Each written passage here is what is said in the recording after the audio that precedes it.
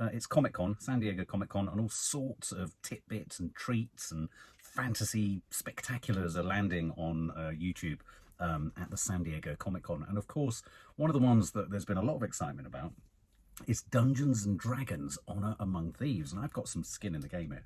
I was an enormous Dungeons and Dragons fan when I was a teenager. I've talked many times before about how I even managed to somehow play it on my own too. I had to devise and develop a split personality and pretend I was different characters in order to accomplish the goals and to keep the element of suspense and surprise and all that. Now, Dungeons and Dragons has had various manifestations over the years. There was a TV series that was incredibly sort of aimed at sort of infants, you know, real sort of toddlers age. And so it was quite sort of, you know, it's kind of, you watch it now, it's quite retro, but it was always quite limited.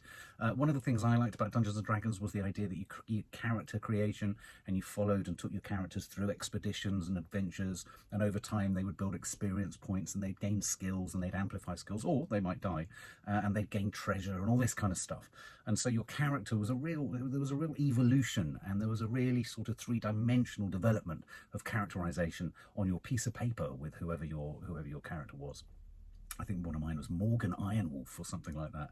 And then there have been a couple of movies. I think there was one back in the 80s, 90s. I think Jeremy Irons was in it, and it's never taken off too well. Now, I think the bar is high for Dungeons and Dragons to leap over, because when you've got things like Game of Thrones, and you've got things like House of the Dragon coming through, you've got the Lord of the Rings, the Ring of Power, the Rings of Power, you've had all the Lord of the Rings films, the Hobbit films, all that kind of stuff. When fantasy has been given such a sort of complete, sort of deep-seated kind of place in pop culture, and you know, and great lengths have been gone to create sort of universe creation and dragons and monsters and characterization and all this kind of stuff. When you've got that sort of heritage that's already out there, Dungeons and Dragons, which frustratingly was one of the first incarnations of fantasy role-playing. I mean, in a sense, Dungeons and Dragons should have been one of the first things to lend itself well to movies or streaming or all that sort of stuff.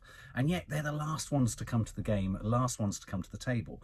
I have a slight concern that they're possibly, in recognition of this, they're going to turn this film into something that's a bit sort of a pastiche, or a bit sort of a piss take, a bit camp, a bit light-hearted. But I'm hoping, what I want from this is a totally immersive sense of different characters with different strengths. And I wonder how they're going to get across the aspect of the game, the gaming, the idea that it's a game. Is it going to be like Jumanji, where there's people playing a game and then they go into the game and then we're in the game? Or are we going to be in a world? And is this going to be a world that I think Paramount Pictures have made the film are going to revisit and revisit and revisit? Chris Pine is in there. Regé-Jean Page from Bridgerton, he's in there. Presumably he'll make a fantastic knight of some form. So without much ado, let's check it out and see what they do with Dungeons and Dragons. I mean, as I say, you could argue I've been waiting for this to happen properly since the age of 11.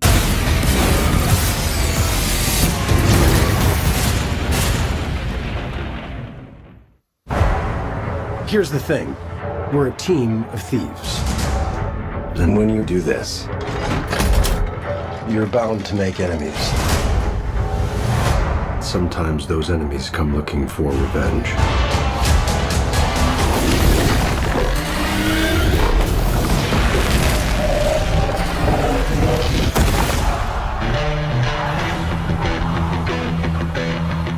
Truth be told, we helped the wrong person steal the wrong thing. We didn't mean to unleash the greatest evil the world has ever known. But we're gonna fix it. So how do we pull that off?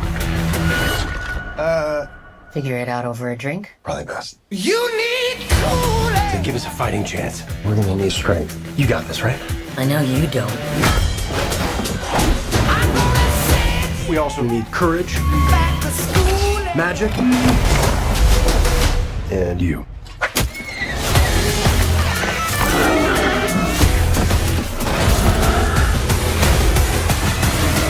What is that again? It's an owlbear. Let's go.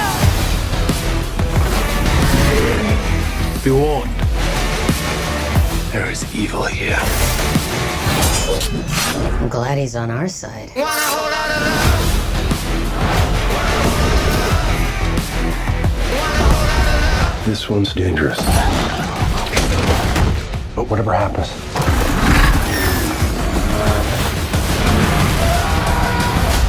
we'll be ready.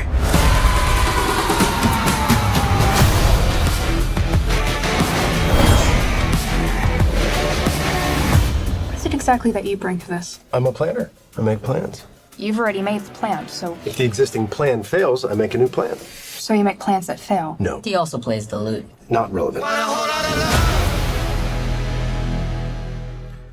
That little gag at the end there, he also plays the lute. That's kind of like a nice in Dungeons and Dragons joke. Like, that's a kind of skill that you would be sat amongst your friends and you'd be like, who here can play the lute? And someone go, I can.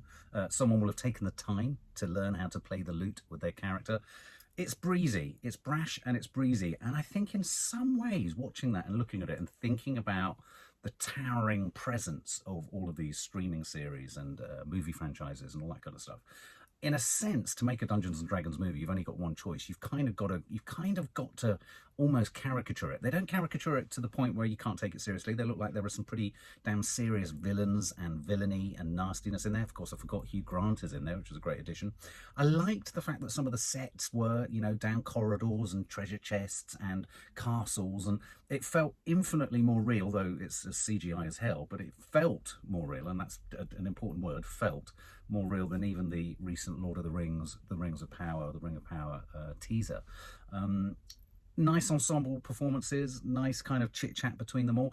I mean, in a weird way, once again, you could argue that kind of breezy, kind of whip-smart sort of chat between all the adventurers is kind of what's going on when you're playing a game of Dungeons and Dragons. You are in the real world, sort of taking a trip back in time or into an alternate time, and your personalities kind of bleed through. So in a weird way, it's almost like by the cheeky charminess of all the characters and all their kind of wisecracks and all that kind of stuff, it allows you to get a sort of contemporary sense, and that's not out of keeping with Dungeons and Dragons, because you are real people sat around a table playing a game of Dungeons and Dragons.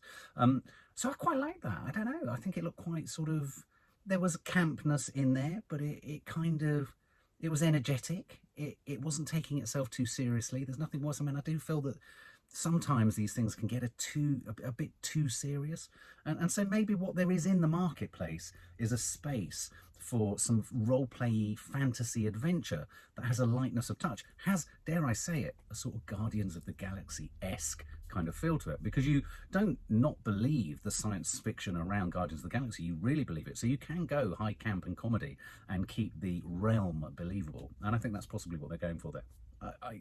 I was kind of going into that doubtful, and I came out of it a little bit more hopeful. What do you think, guys?